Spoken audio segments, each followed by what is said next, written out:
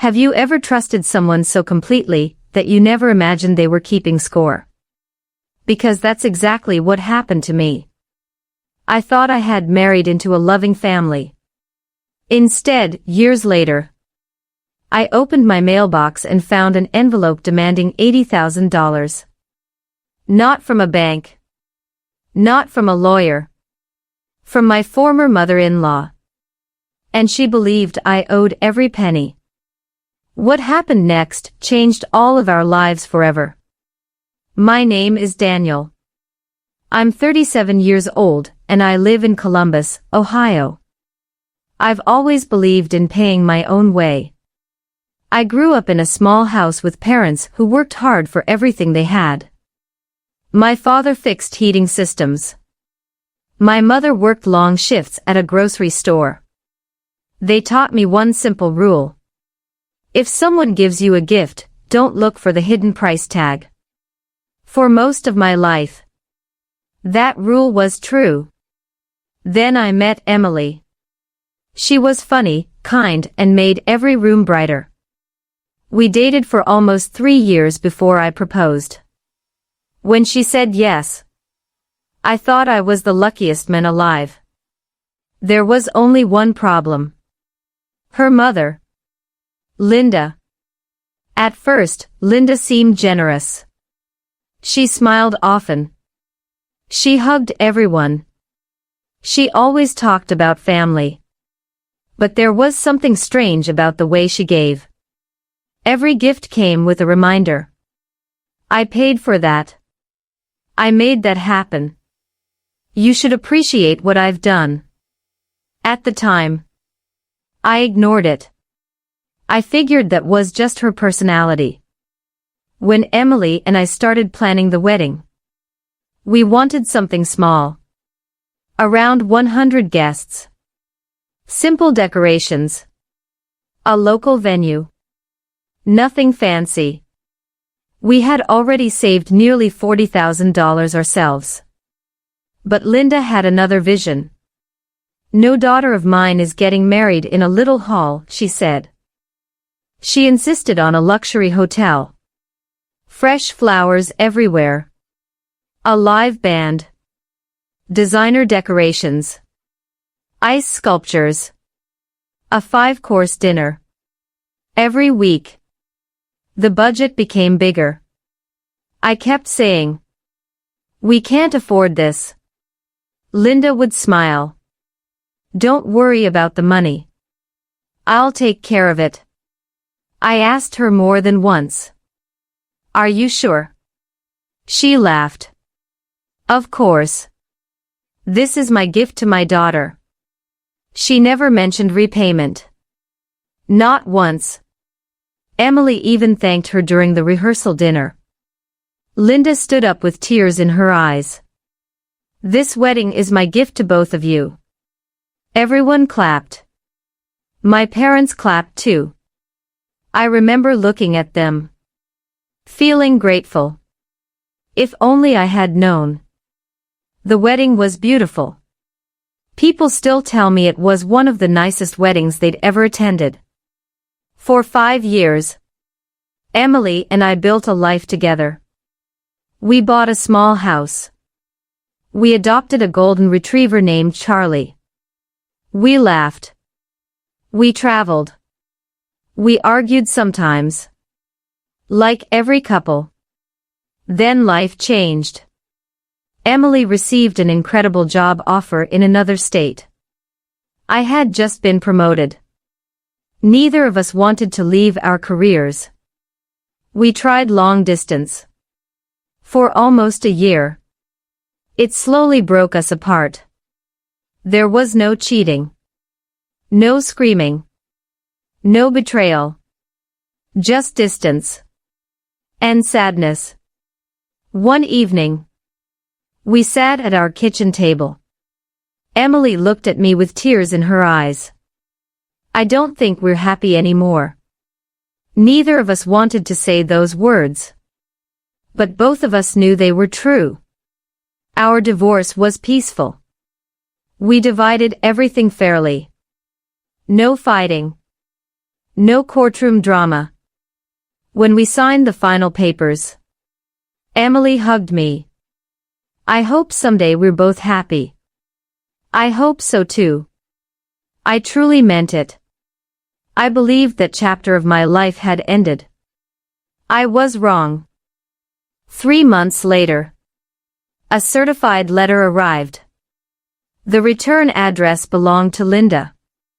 I thought maybe she wanted to collect old family photos. Instead, inside was an invoice.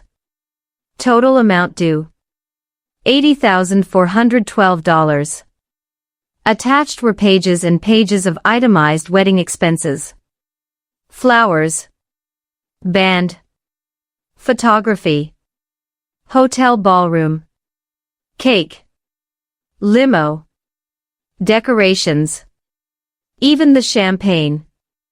At the bottom, one sentence: since you are no longer part of this family, you are responsible for reimbursing your half. I actually laughed. I thought it was a joke. Then I noticed another page. If payment is not received within 30 days, legal action may follow. Suddenly, I wasn't laughing anymore. I called Emily immediately. She sounded shocked. What? My mom sent you what? She had never seen the invoice. She had no idea. She apologized again and again. I swear, I didn't know. I believed her. But believing her didn't solve my problem. $80,000 is a terrifying number. Even if you know you don't owe it. A week later, a lawyer's letter arrived. Linda was serious. She claimed the wedding expenses had always been considered a family loan. I searched every email, every text message, every wedding document. Nothing. No contract. No agreement. No loan. Still, legal letters have a way of making you doubt yourself. That's when my friend Kevin gave me the best advice. Talk to your accountant before you panic. At first, I didn't understand why. Then he smiled. Because numbers tell stories that emotions can't. My accountant's name was Sarah. She had managed my taxes for almost 8 years. I handed her the entire stack of papers. She spent nearly an hour reading every page. Then she asked one simple question. Did you actually pay for any part of this wedding? Yes. I showed her my bank records. Venue deposit. Photographer deposit. DJ deposit before Linda upgraded everything. Wedding license. Suit rental. Invitations. Hotel rooms for my parents. Transportation. Even extra catering fees. Sarah kept asking for more records. I brought boxes from storage. Old credit card statements. Cancelled checks. Emails. Receipts. She organized everything into neat folders. Then she became very quiet. That usually meant she had noticed something important. Finally, she looked up. Daniel. I think Linda made a very big mistake. Sarah had compared every charge Linda claimed with every payment I had actually made. The numbers didn't match. Not even close. Several expenses had been counted twice. Some items Linda listed had already been paid by me. Others had been paid directly by Emily. A few services had been cancelled before the wedding. Yet Linda still included them. Then Sarah found something unbelievable. Linda had added interest. 5 years of interest. On what she called a family investment. There was just one problem. There had never been any loan. Sarah smiled. I've seen bad bookkeeping. I've seen messy paperwork. But this is something else. She prepared a complete financial report. Every receipt. Every payment. Every duplicate charge. Every false total. Everything was documented. The final report showed something shocking. Instead of me owing Linda actually owed me several $1,000s for shared expenses she had promised to reimburse years earlier. I hadn't even remembered those payments.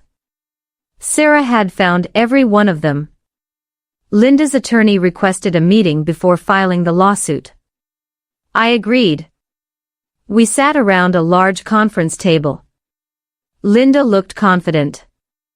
She barely looked at me. Her lawyer began explaining why I should settle.